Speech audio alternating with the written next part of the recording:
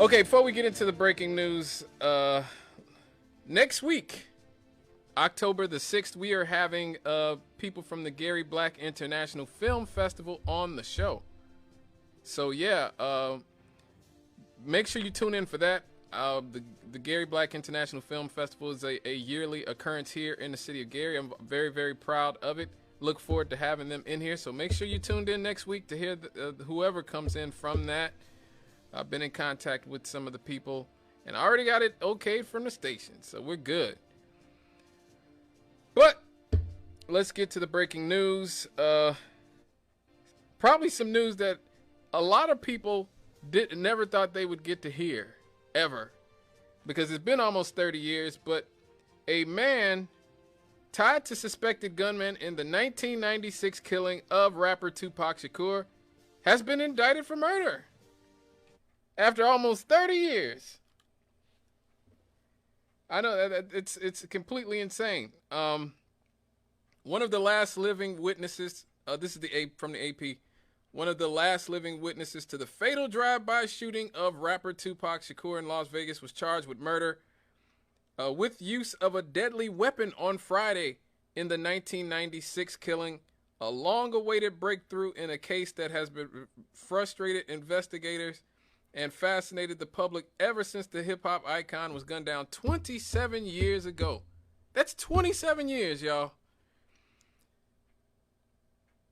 A Nevada grand jury indicted Dwayne Keefe D. Davis in the killing, prosecutors announced in court on Friday. The charges were revealed hours after Davis, who's 60, was arrested, according to two officials with first-hand knowledge of the arrest who required anonymity to discuss the case. Now, Davis has long been known to investigators and himself admitted in interviews and in his 2019 tell-all memoir, Compton Street Legend, that he was in the Cadillac from which the gunfire erupted during the September 1996 drive-by shooting, of which Shakur and Suge Knight were in when they were shot. Now, Las Vegas police raided a home in mid-July in the Las Vegas suburb of Henderson that is tied to Davis. Police were looking for items concerning the murder of Tupac Shakur. According to the search warrant, they collected multiple computers, a cell phone, a hard drive, a Vibe magazine that featured Shakur, several .40 caliber bullets, and 2 tubs containing photographs and a copy of Davis's memoir. It wasn't immediately clear if Davis has an attorney who can comment on his behalf. Davis hasn't responded to the multiple phone and text messages from the Associated Press seeking a comment or an interview in the more than 2 months since the house raid. So look, like this is like one of the biggest open secrets in the world at this point. It's not even a secret at this point. People have always said, like, who killed Tupac and Biggie? We'll never know who could. People have known since it happened. Okay? Now, I, like many other people, being from here in Gary and not actually being from the West Coast, I bought into the government did it and all the conspiracy theories for a long time, for years, until I started seeing all the actual people in LA, from LA, the gangbangers, the guys who were involved in the streets, the Ice-T's of the world, the Games of the world, the MC8s of the world, all the people who are actually from that world in LA, from LA, who know LA gang politics. They all said, yes, Baby Lane did it. Orlando did it. Now we have Keefe D, Dwayne Davis, who is Orlando Anderson, a.k.a. Baby Lane's uncle. And he said it over and over again in interviews that, yeah, Orlando Anderson did it. Baby Lane is the one who shot Tupac. This dude has been going on like a world tour of interviews talking about how he was involved in the murder for like years now. That's what makes this so, I mean, it's tragic, but it is sort of hilarious at the same time that it's not like this man has been in hiding. Okay, Keefe D has not been in hiding at all. He's been willing to tell anybody with ears that he was in the car when his nephew shot Tupac for 27 years now. Now, Orlando Anderson, a.k.a. Baby Lane, is the one that you can see being stomped out by Tupac and Suge Knight in the casino right before they get shot. So, this story, the whole Tupac and Biggie drama, is so tragic and so horrific in terms of the dysfunction that even once a lot of us make it to where we're trying to make it to, the dysfunction of the places we come from continue to drag us down. And that's what happened in this case. I wanted to believe that it was the government. I wanted to believe that it was corporations or somebody who wasn't a young black male who killed Tupac. I wanted to believe so bad that it was people from outside of the community who killed Tupac and Biggie. But the more I've learned and delved into this case over the years, you realize that it really was the same type of ignorant street violence that happens in our community, right here in Gary, Indiana. Former murder capital of America, right outside your door, right outside my door. I'm right here on 5th Avenue. The same type of disease of intergenerational poverty that creates the type of dysfunction.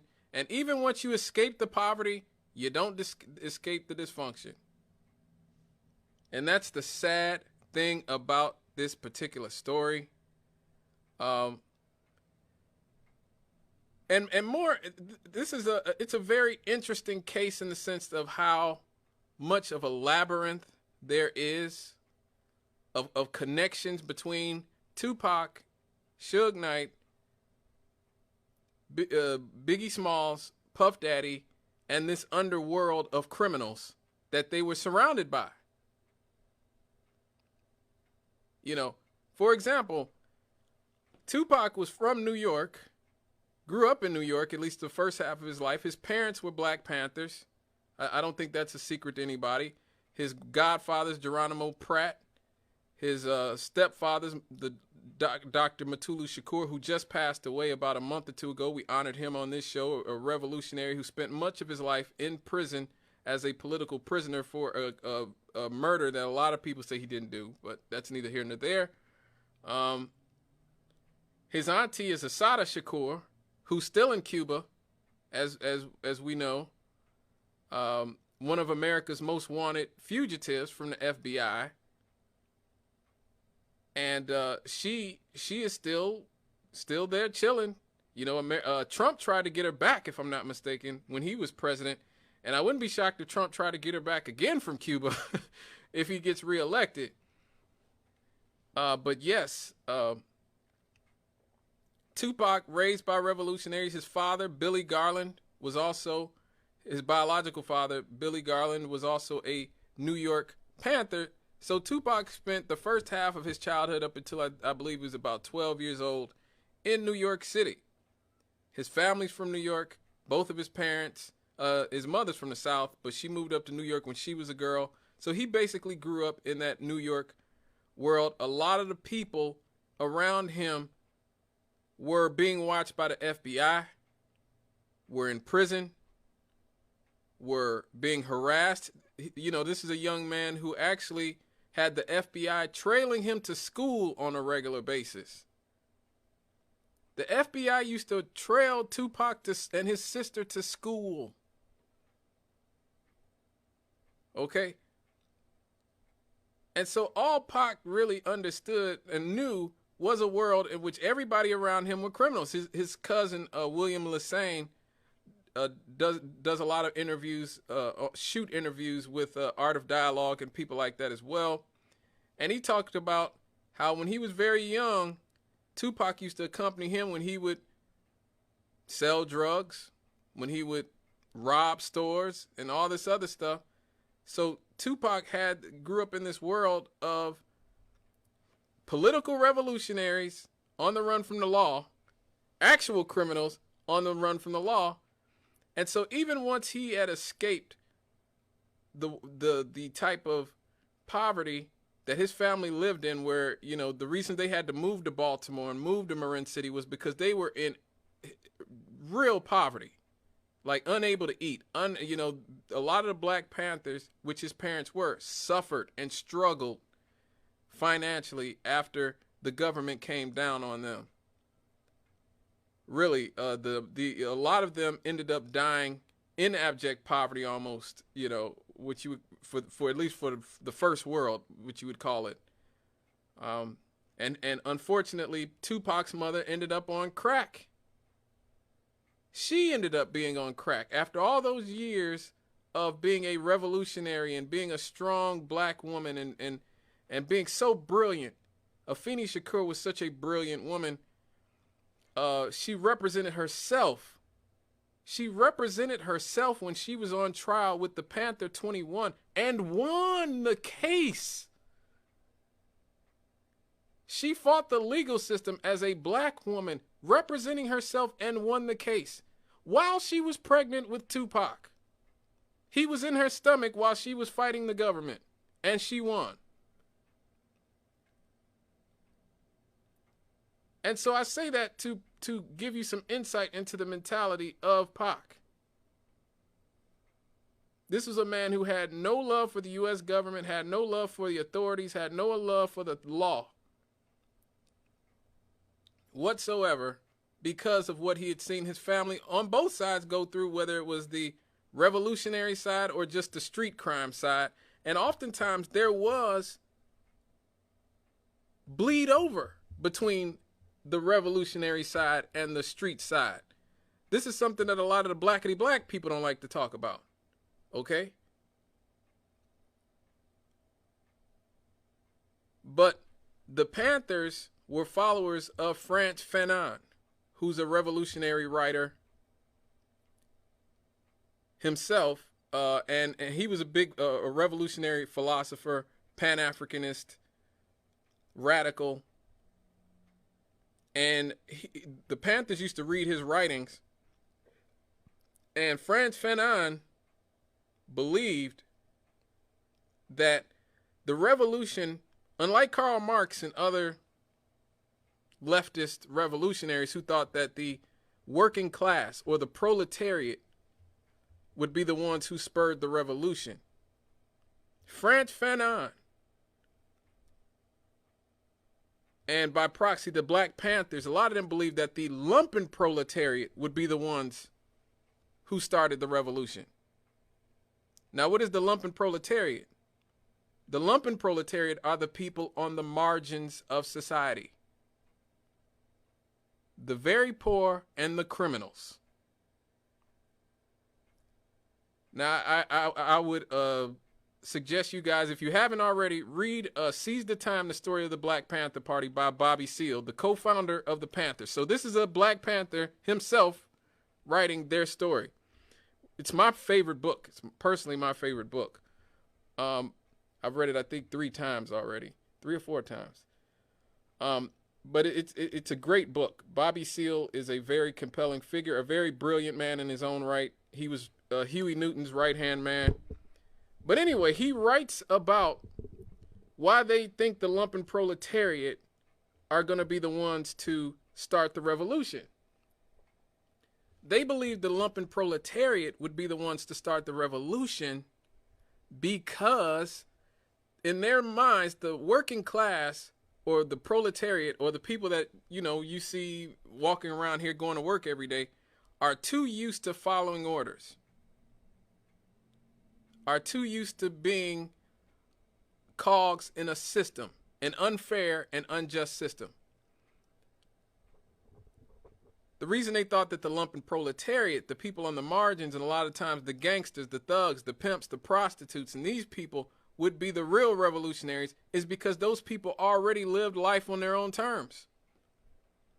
They already lived life breaking the rules of society.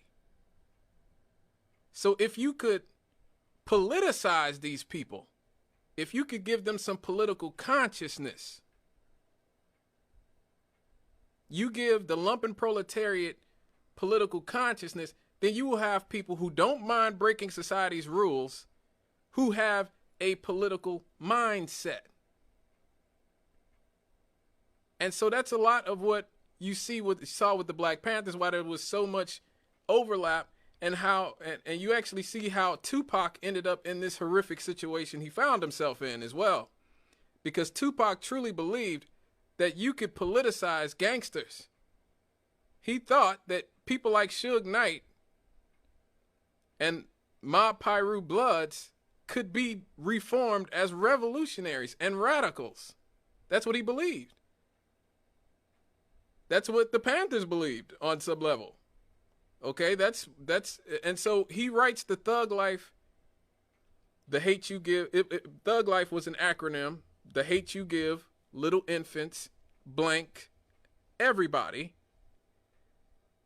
T, the, H, hate, you, G, give, L, little, I, infants, F, blank, the F word, everybody. Essentially, what you put on your children what you put on the children of society will eventually come back to bite everyone in the behind, which is a very true statement, by the way. Right, you're only as good as the children you raise, everybody. That's a fact. But anyway, Tupac, with his stepfather, Mutulu Shakur, from the New African collective, I think they were the New African Panthers, is what Mutulu was from. They co-wrote a Thug Life handbook when Mutulu was in jail and when Tupac first got famous.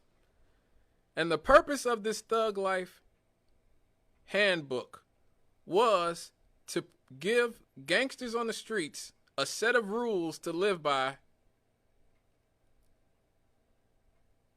so to minimize the amount of damage that they did to the community.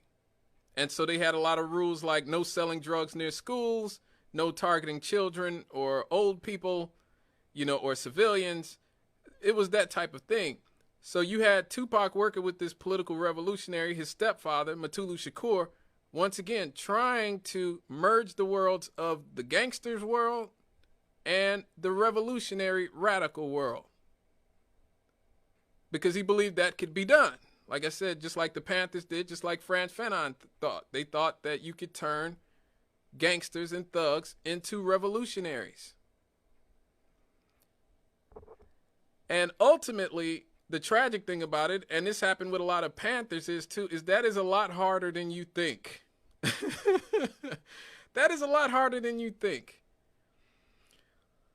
I mean, we talk about the Black Panthers in the 1960s and a lot of the things they accomplished with free lunch programs and a lot of the radical things they did politically. But the 1970s and 1980s were not kind to the Panthers at all. A lot of them fell into the same type of criminality and drugs and everything else, including Huey Newton, who, became a crack addict and died in a crack house, unfortunately. That brilliant brother, after all he had done for his community, died in a crack house at the hand of a drug dealer while being a crack addict himself. Like I said, Tupac's mother was a crack addict. Afeni Shakur. So the 1970s and 80s were not kind to the Black Panthers at all. The government targeted them. The government caused massive disinformation within those organizations between not only Panther versus Panthers, but the Panthers versus the US organization and other radical black groups, causing amount of discord and chaos within those black and revolutionary groups and movements. A lot of the members ended up on drugs. A lot of them end up in prison. A lot of them are still in prison. Mutulu Shakur was in prison up until late last year, in which he was given clemency to die at home with his family. Like I said, his, Assata Shakur is still on the run to this day, unfortunately. But of the 1970s and 80s, not very kind to the Panthers at all. And so in that, you see the splintering of somebody like Tupac from the radical world, who's already been living, who's lived his entire life between the revolutionary and the criminal worlds, because the people around him, his parents, are in between the criminal and revolutionary world. All of the people around his godparents, a lot of them are in prison. A lot of, so all he knows hustlers and drug dealers, and he knows revolutionaries, and some who are both. You know what I mean? Drug dealers, drug addicts, and revolutionaries, and some are all of the above, which is unfortunate, and a very tough way to live and grow up. And so when I look at how Pac gets himself in this situation, I think of this man trying to merge the worlds, the gangster world and the radical world, the revolutionary world, thinking he can turn gangsters into radicals, thinking he could turn gangsters into revolutionaries, which, hey, Malcolm X did it. I will say that, the Nation of Islam turned Malcolm X into a revolutionary, at least helped him turn into a revolutionary. So it has been done. I'm not going to say you can't do it at all, but it is a lot harder than you think. And the reason that it's a lot harder than you think, and I think this was the case for people like Huey Newton and ultimately for Tupac, is because when you surround yourself with a criminal element, and I mean not a criminal revolutionary element, I mean just dudes who are from the streets, who are gangsters, you don't drag them up. They drag you down. And that's what happened with Pac. They dragged him down. Suge Knight and all these, this dude had a brain and a mentality, a mind, a charisma where he could have mobilized millions of people politically if things had broken a different way for him. And that's what makes this such a sad situation. It's so unfortunate. So you have Pac, who aligns himself with Suge Knight, and the Mob Piru Bloods, street gang. On the other side of the situation, you have Puffy and you have Biggie. You have these people who are still in New York. Tupac moves to Baltimore and then later to the West Coast and associates himself with the West Coast culture, including, like I said, the Mob Piru Bloods eventually. Puffy and Biggie, they stay in New York. They are fully East Coast. They actually meet Tupac when Tupac comes back to New York, his place of birth, where he grew up at, where his family is. And Tupac and Biggie hit it off immediately. And they're really good friends.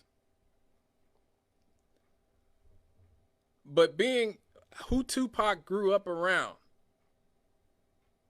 which is thugs and gangsters, Tupac quickly found himself, again, when he came back to New York, surrounded by the same types of elements that he had grown up around, hustlers and drug dealers.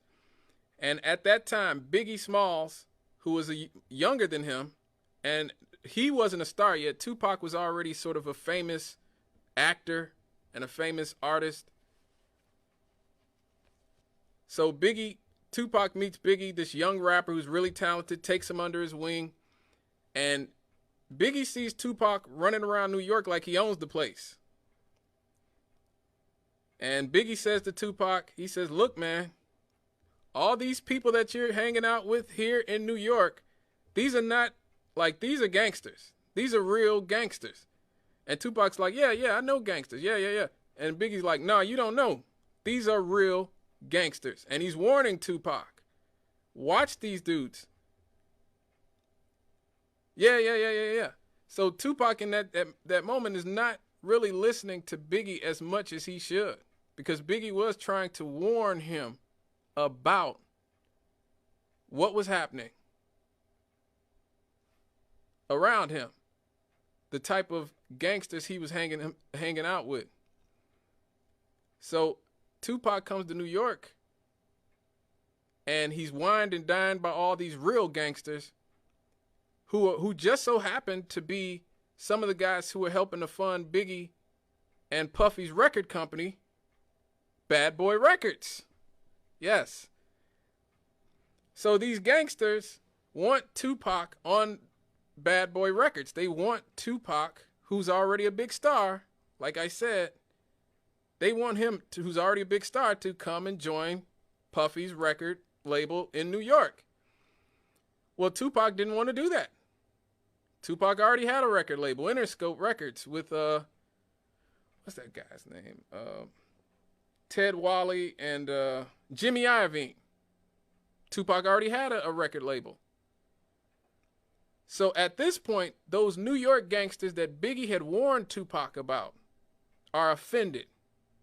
They are offended at this point that they feel like Tupac has been disrespectful by, I guess, taking their hospitality, but not signing the Bad Boy Records and not, fully aligning himself with their record label, the record label that they were helping to keep afloat. At this point, there is a robbery or a setup, whatever you want to call it. Tupac is shot 5 times. Tupac at this point blames Biggie, blames Puffy because he thinks that because these gangsters that we now know set him up and had him shot, and also are possibly responsible for those rape charges that he ended up catching, where a young woman that he had already had a relationship with, that he was having a relationship with, an ongoing relationship with, accuses him of sexual assault. And he said, I'm not even in the room, so why is she calling me out? And so Tupac thinks it's a conspiracy. He thinks it's a conspiracy, and he thinks Biggie and Puffy, because they are working with these gangsters, or should I say they are working for these gangsters who are helping to fund Bad Boy, that somehow Biggie and Puffy knew that Tupac was going to be shot, set up and shot, and did nothing to warn him about it. So he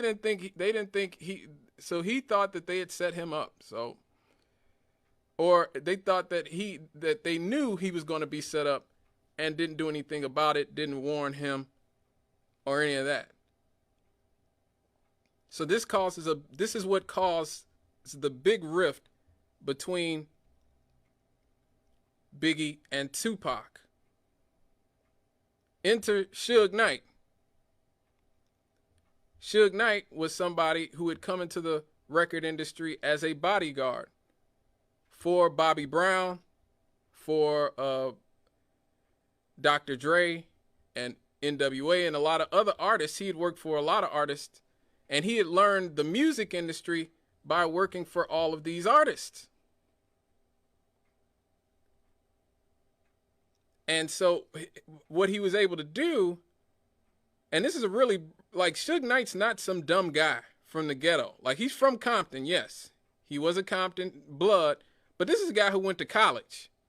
Another guy, incapable of escaping the type of dysfunction that he comes from. He went to UNLV, Las Vegas, UNLV.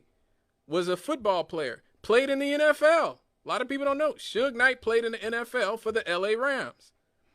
And then gets into the industry as a bodyguard, takes what I guess he learns in a combination of what he learns in college and from being around music people. Somehow he's able to convince Dr. Dre, who's a part of the rap group NWA, that he's being cheated in his record deal, and that he and Dr. Dre should start their own record label called Death Row Records. And that's how you end up with Death Row Records. So Suge Knight was a brilliant guy in his own way, who, like I said, went to college and everything, even if he chose to act in a certain way like he didn't have any common sense. But he was able to quickly turn Death Row Records, with the help of money from a drug lord, Harry O, into $100 million company quickly. I think within a few years, a year or two, they were $100 million company. And at this same time, Sean Puffy Combs is on the other side of the country making bad boy records with Biggie and Craig Mack and all these people. And so there's a little bit of a rivalry that's starting here. Suge Knight sees that Puffy and them are very successful. Puffy sees that Suge Knight and them are very successful. And Suge, with his mentality, his street mentality mixed with his business shark mentality, sees Puffy, I guess, as a competitor, as somebody who is going to, who he needs to, compete with. Whereas I don't think Puffy was really thinking of Suge that much at all, at least not early on. Now, this is where things really start getting really weird and interconnected.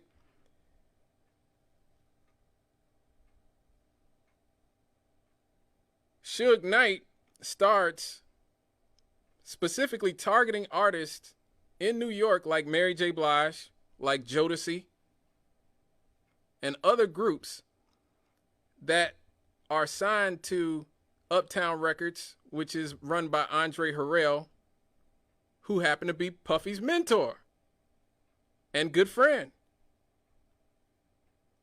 And Puffy starts his career at Uptown Records before he starts Bad Boy Records.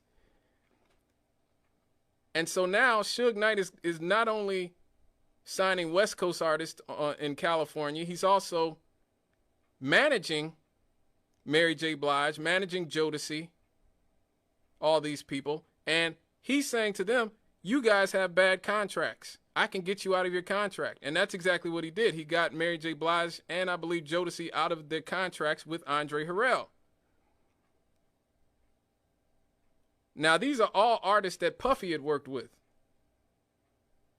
So again, hip hop used to be a lot more territorial. You were in LA, you stayed in LA. You were in New York, you mostly stayed in New York.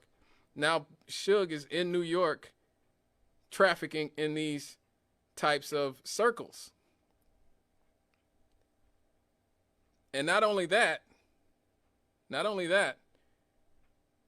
Suge is specifically targeting Puffy's girlfriend, baby mama, etc. And actually, there's pictures out there of Suge holding Puffy's son saying, we take care of our kids here on the West Coast, and etc. It was in magazines and things like that. And this is how you end up with a sort of business rivalry. There was a business rivalry that became a personal rivalry because Tupac and Suge were very keen on targeting the girlfriends and partners of Puffy, of Biggie, of whoever. There's a lot of rumors about Tupac and Biggie's wife, Faith Evans. And so at this point, this is a business rivalry and a personal rivalry. And now it's about to become a street rivalry because what Puffy does ends up being maybe taking the faithful decision that affects everybody's life, which is aligning himself in LA with the Crips, the Southside Crips. The Southside Crips are Suge Knight's, I guess, opposition in Compton. Suge is a mob Piru blood. The Southside Crips are his opposites. And now Puffy, whenever Puffy comes to LA, he hires the Southside Crips for security. And he becomes close with the Southside Crips, including Dwayne Keefe D. Davis, who just was arrested today for killing Tupac.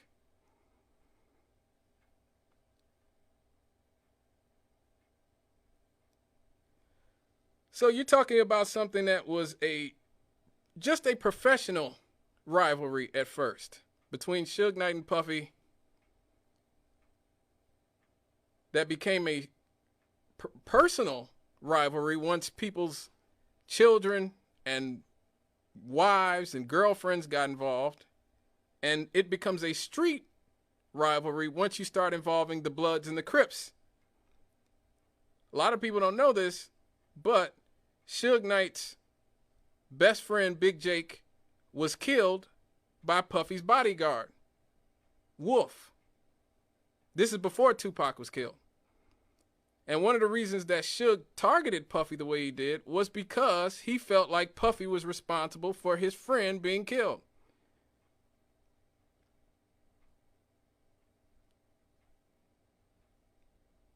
So this gets, again, this is such a layered situation where these four people who should have been off making a lot of money, doing a lot of big business, even if they couldn't do it together, if they had too many different personal disputes. This turns into a professional rivalry, a personal rivalry, a street rivalry, and unfortunately, Biggie and Tupac end up dead because once you involve the Bloods and the Crips, those guys are not messing around. It's a tragic, tragic situation. So Puffy aligns himself with the Crips in L.A., even though he's not even from L.A., he's from New York. Tupac aligns himself with the Bloods. He's not from L.A., he's from New York and Oakland, which is nothing to do with L.A. Oakland has their own culture, which doesn't involve the Bloods and Crips. And so these guys got involved and trapped in a street situation, an ugly street situation, which they had no business being a part of, which is very unfortunate. And we ended up losing two of the greatest hip-hop artists ever. And in Pac, a guy who had the potential, a lot of potential politically, had a lot of potential to do a lot of good, but got caught up, like I said, the same way a lot of Black Panthers did, trying to merge the street and the radical, trying to merge the street and the revolutionary. You know, everybody involved were young men who made very big mistakes, had a lot of money, had a lot of responsibility at a very early age, and they were not mature enough to really handle it in a way that could have prevented this, and that's unfortunate.